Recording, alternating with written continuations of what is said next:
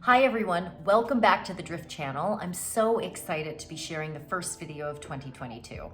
The past couple of months have been an incredibly challenging time. If you're in people and culture strategy or in HR, you're probably facing one of the toughest times in your professional life. Over here at Drift, we've been doing our best to comb for data and insights to translate into salient employer brand guidance and advice for your strategy. And one topic has been dominating the airwaves much more than any other, especially in the past couple of weeks, and that's the labor shortage. There are two dimensions to this labor shortage. One is the immediate threat of the Omicron variant that has had pervasive impacts on our workforce. Huge portions of the labor force are out right now, disproportionately impacting frontlines workers like healthcare employees and police and frontlines retail. I mean, it's a mess out there right now, and we are just trying to do what we can to stop the bleed and to cope. The second dimension is more aligned to what's going on in the labor force right now. If we think about the past year, it has been unprecedented. I mean, let's reflect on the Great Resignation. A huge paradigm shift in the way that people are thinking about themselves in the context of their careers and reasserting their identities as employees. Let's think about the Great Reset. Mercer defined that recently. Burnout is at an all-time high, and that's causing people to think differently about their career decisions.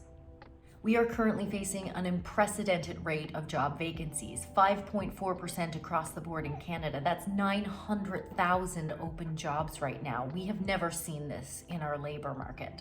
And not to mention that most employers are looking for very, very similar talent. In Ontario alone, last year, 35 new AI companies were funded by venture capitalists and opened their doors. That means 35 new employers looking for AI, machine learning, and automation talent. And that isn't the only pocket. It's one example of how competitive the talent market is becoming. In the meantime, today, I want to give you a roundup of some of the best advice that we've uncovered to continue to build your pipelines and move your organization forward over the next 2 to 3 months, super short term. Despite the lagging talent supply, we feel that across the board, looking at leading organizations who are emerging from this, ahead of the pack, we've assessed some of the levers that you can pull and the strategic initiatives and tactics that you can employ to start to stand out and continue to drive momentum for your talent strategy despite what's going on right now.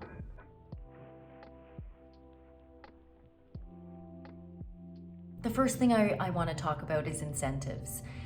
There's not a lot of agreement on this in the diaspora of people and culture strategists. Everybody seems to have a slightly nuanced view on what it takes to really incentivize talent.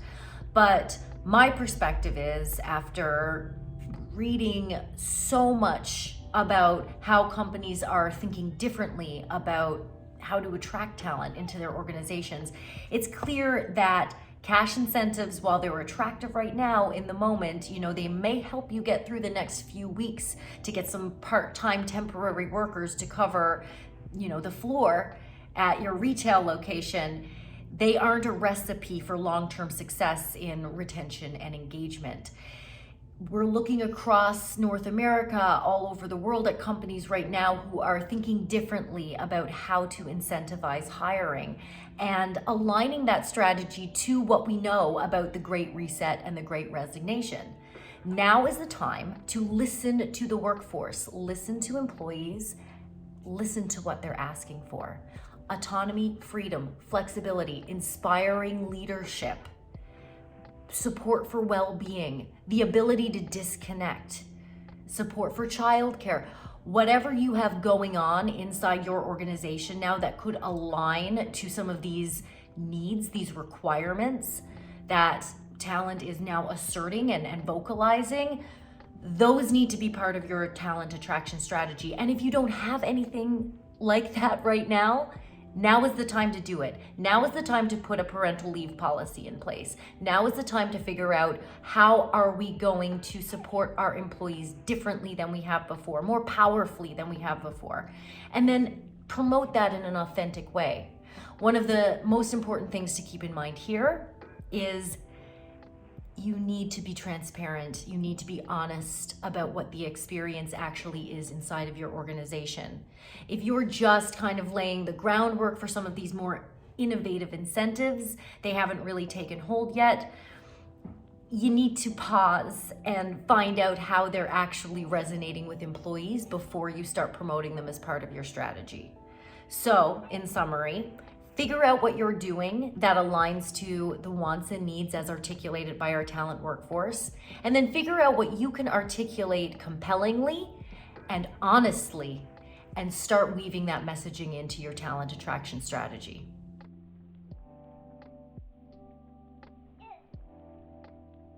The second piece of advice is innovate on your talent attraction plan. If you have platforms that are sitting on the back burner that you haven't explored yet, external means of amplifying and promoting your jobs that you haven't tapped into, now is the time to do that. There's something to be said for casting a wider net, for being present and active on new platforms, for being the new employer on a hot new platform. If you haven't engaged in some of the big notable jobs marketing platforms, now is the time to do that. Maybe you're questioning the value of it because you're not sure. I know a lot of executives and decision makers who haven't seen this activity take place at their organization, so they're trepidatious about putting money towards it. Now is not the time for that trepidation. If you want to cast a wide net, if you want to capture the imagination and the attention of talent, you need to be there. You need to be part of the dialogue. And this is probably one of the only times that I'll say this. If your competitors are all on a platform and you're not, you're missing something. You're missing out. Think about jobs automation. If you haven't considered that yet, think about sites that will scrape your ATS and automatically sponsor and amplify your jobs. There is definitely value in engaging in some of that activity. Well, the counsel I would give to organizations that have already done this is that you're probably good on that front. We need to look at other strategic levers we can pull. But if you haven't engaged in active promotion of your most critical roles on massive talent platforms that have audiences of hundreds of thousands of captive, talent viewers waiting to hear from you, what are you waiting for? Get on those platforms. Figure out your strategy. Even if you can't afford to invest as much as your competitors, invest something. It's so important right now.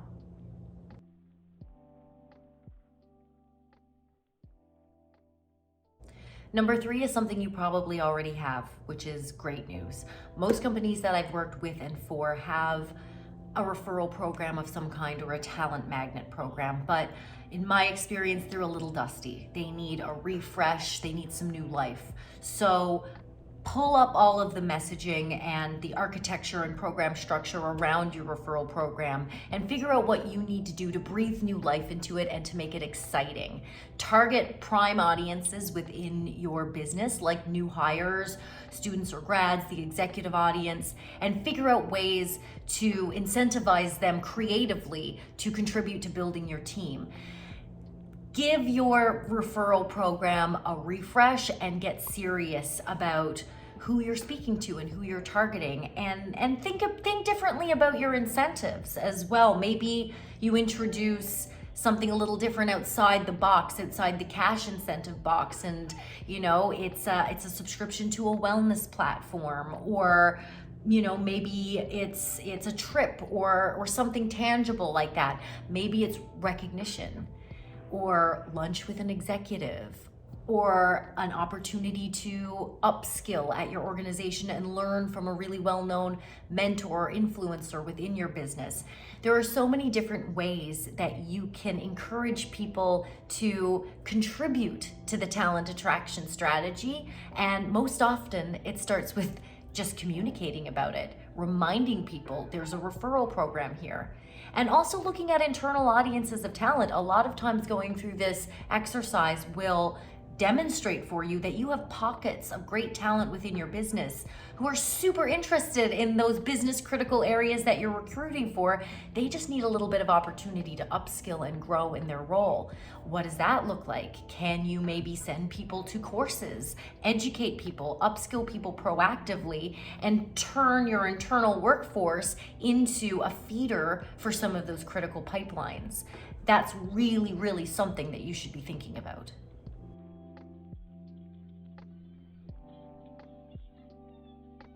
Number 4 is maybe the most polarizing, and that's around finding flexibility within the roles themselves.